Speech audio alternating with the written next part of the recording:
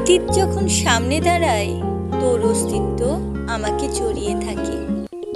তবুও আজ আমি একা তোর অবহেলা ঘেরার অস্তিত্বের রাজপ্রাসাদে। প্রতিনিয়ত জীবনের দোটানায় চূর্ণ বিচূর্ণ হয়ে গেছি বারবার, তবু উঠে দাঁড়িয়েছি ভালো থাকার জন্য। তোর জীবনের প্রথম শখের নারী হলেও শেষ নারী হতে পারিনি। প্রথম ছেড়ে দ্বিতীয়কে আঁকড়ে ধরেছিস, মেনে নিয়েছি হাসি মুখে। চোখের জল ফেলেছি অন্ধকারে, তোর সামনে দেখাতে চাইনি। বলতে পারিস তোর অবহেলার সামনে নিজেকে অসহায় দেখাতে চাইনি বলে। আমায় যা দিতে পারিসনি তা সব দ্বিতীয়ের।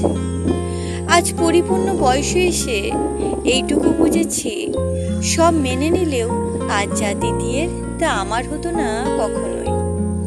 আমি নেই বলেই সে সব পেয়েছে, আমি থাকলে তোর অবহেলা আজ আকাশ ছুতো। কারণ আমি তোর প্রথম বলে।